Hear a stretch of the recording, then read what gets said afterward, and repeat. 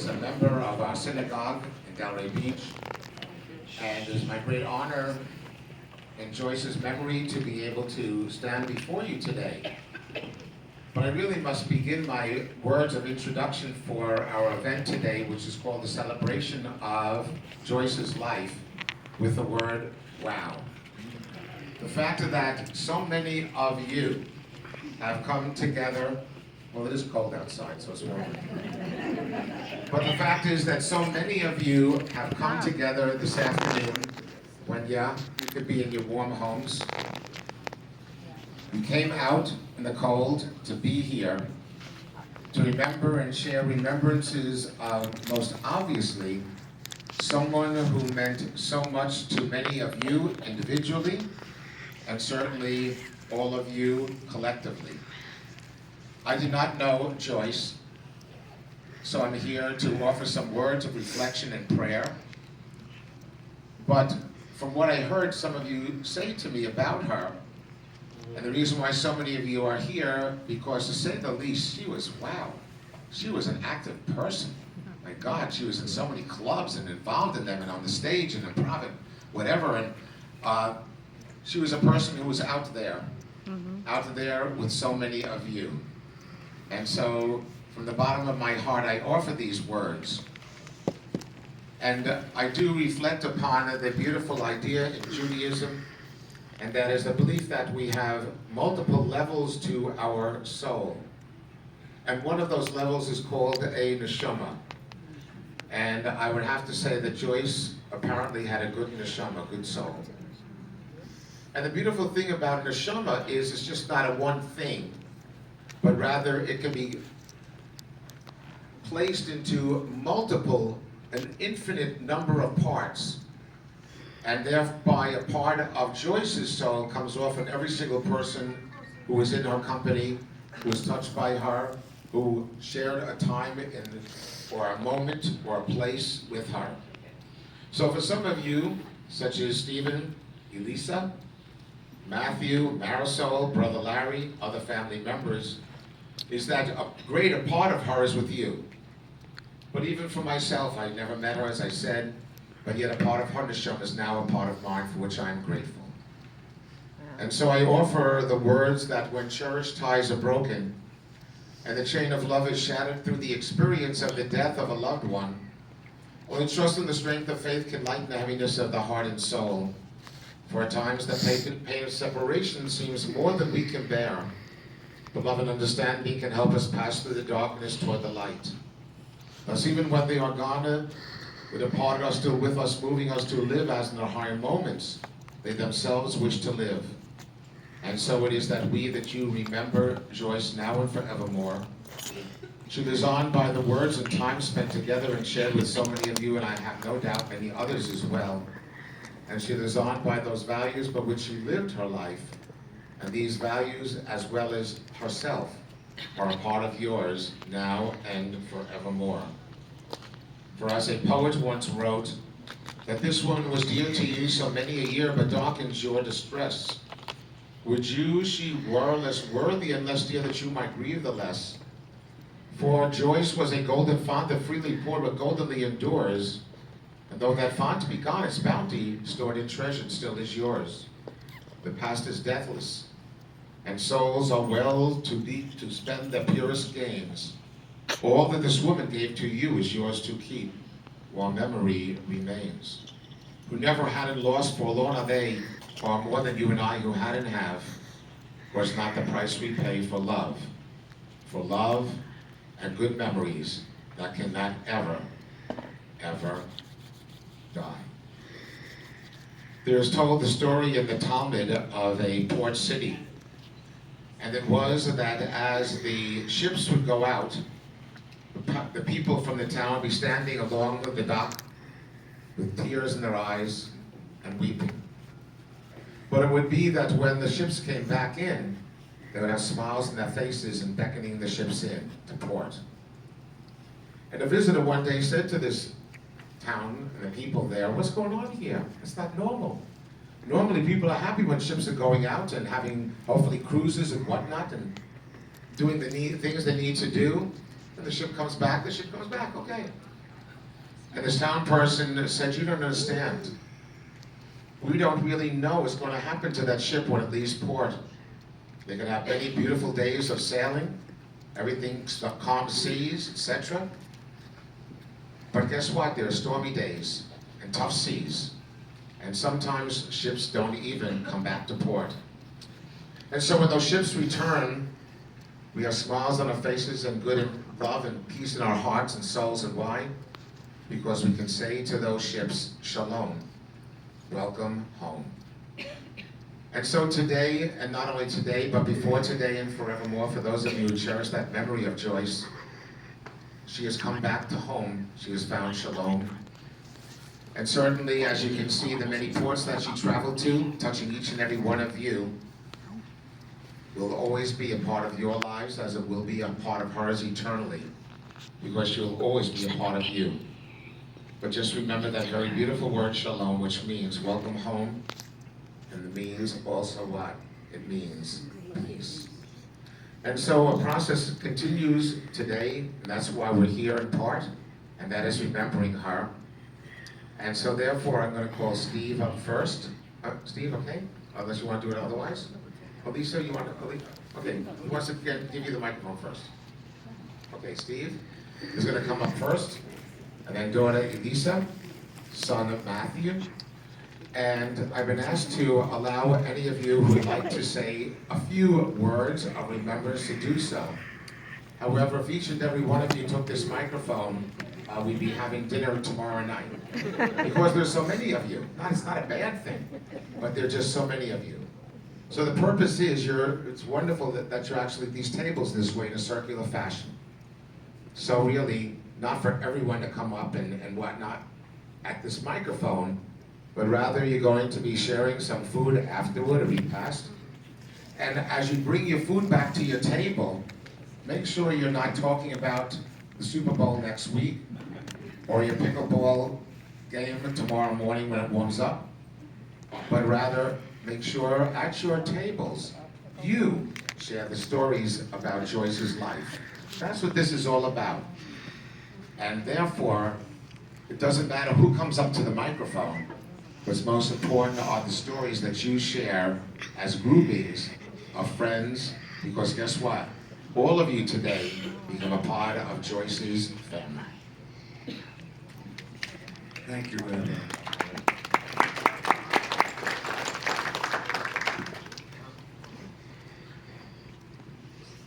I've heard the saying before, and now I know what it means. Man plans and God laughs. A lot of the people in this room from my community knew my wife Karen, who passed a few years before I met Joyce. Actually, some of the people from Coral Lakes do, and obviously my family does. And I go back to that, and you know, we were happy in New York, we were happy in Florida. We have 3 great kids, 3 great grandkids. And I just do that by contrast, because when I met Joyce, and I'll tell you a little bit more about how I met Joyce in a few minutes, but when I met Joyce, I got another opportunity for happiness, companionship, love. I met Elisa, I met Matt, Marisol, and her extended family, and a couple of hundred of her friends.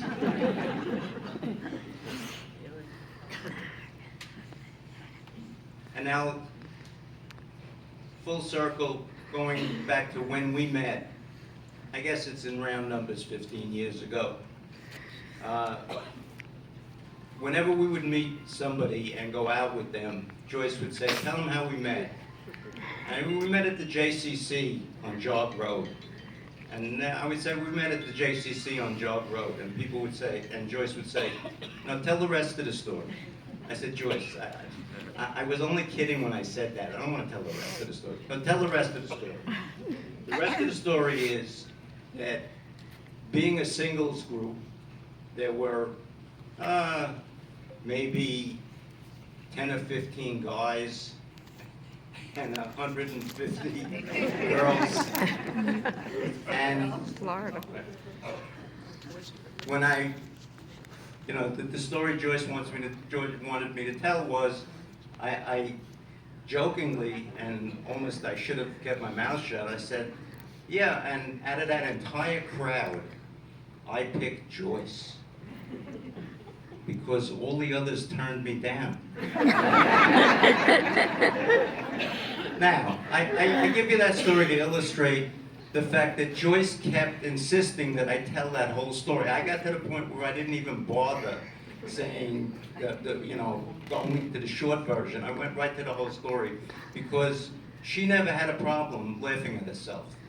She had a sense of humor. She didn't have a problem laughing at herself. Number one. Number two, and pardon my language, but she didn't believe in bullshit. And she was, what you see is what you get. So, I picked out that story. You all know her. Some of you know her a lot longer than I do. I mean, there are people that she knew that she met online, in elementary school, some of them going back to kindergarten. Wow. But I'll just close with the fact that it's almost redundant to say that she will be dearly missed. And Elisa, you want to say something?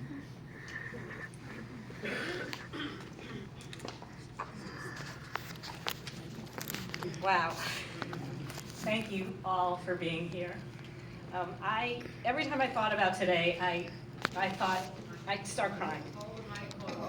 So I'd start crying every time I thought about what I was going to say today. So the first thing I'm going to do is read something that her childhood friend wrote to me and asked me to say about her.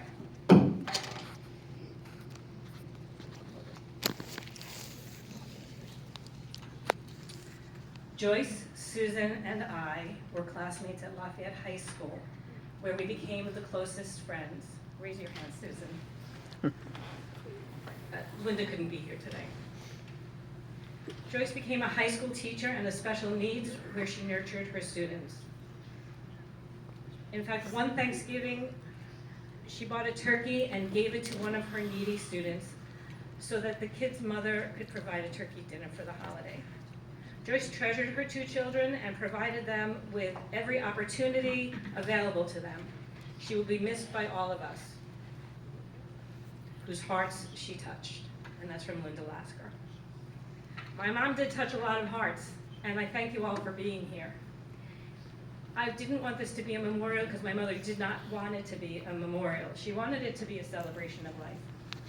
And to me, she was everything. I came down here 16 months ago to spend time with her, and it was just really too short.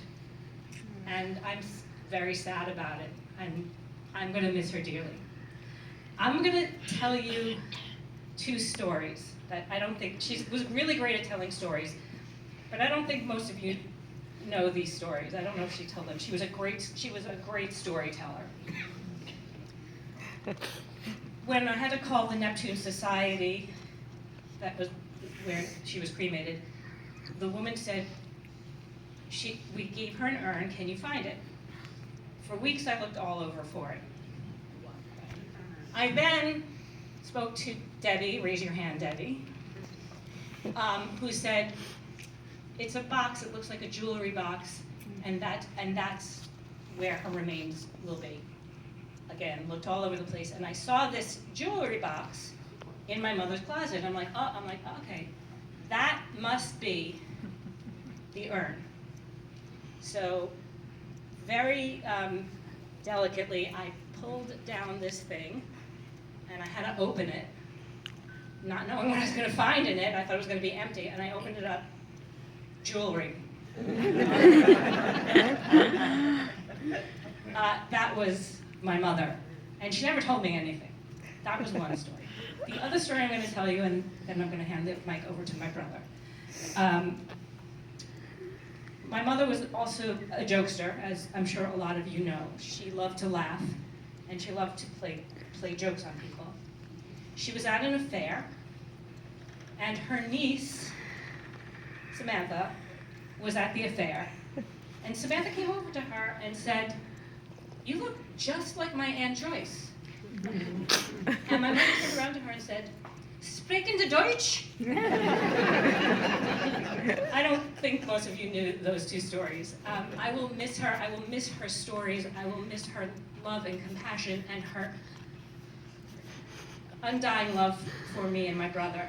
She did everything. I am not who I am, and I don't look the way I look without my mother. So I will miss you, Mom, and you're with me every day.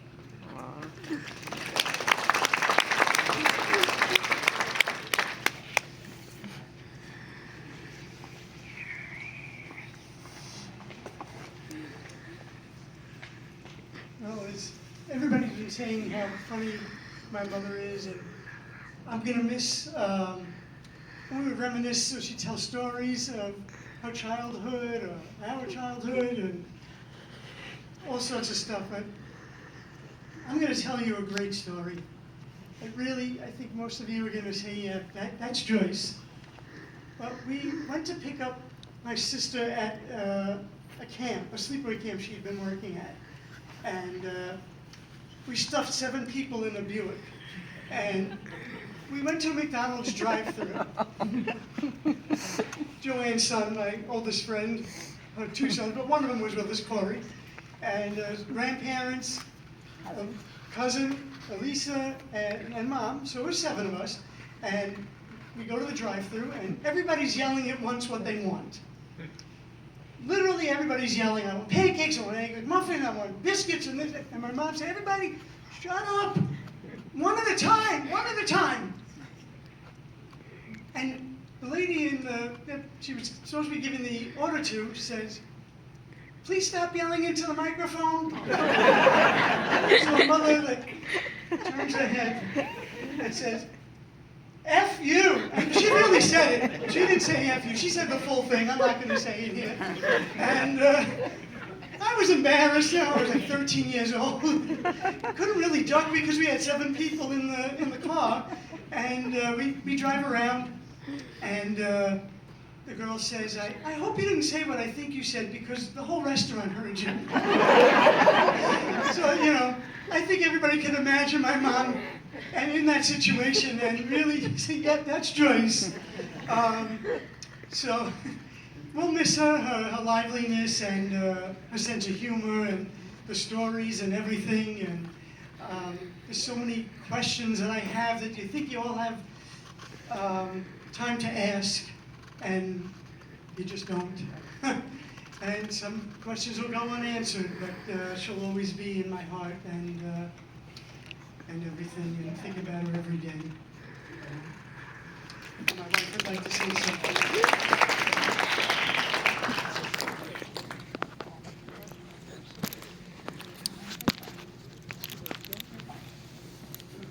Good job, Manches. Hi, good afternoon, everyone. I'm Marisol. I'm Matt's wife. I was just want to tell that Mom Joyce, who was an amazing woman, and she's a loving and a caring mom to Elisa, Matt, and me. The last time I saw her was on her 80th birthday, September 9th. 6. We had a dinner courtesy of Steve at the Greek restaurant, and we really enjoyed the dinner, and we really had a great time. I just want to say that I was so blessed that I'm being part of the family, and I'm truly gonna miss her. Thank you.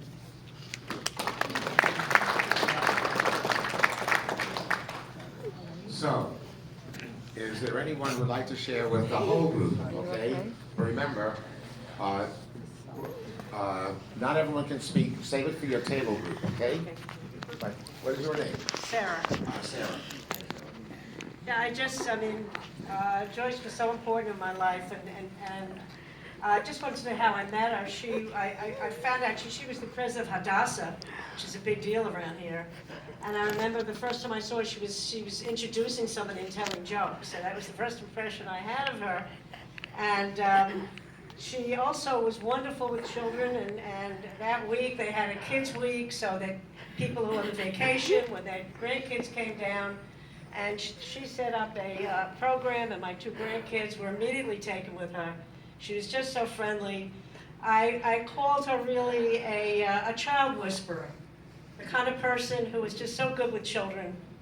And she was wonderful with my son, has a lot of kids, and they adored her, and she just doted on them. And she was also, most of all, and you can see by everybody sitting here, she was also a friendship whisperer. She had so many friends.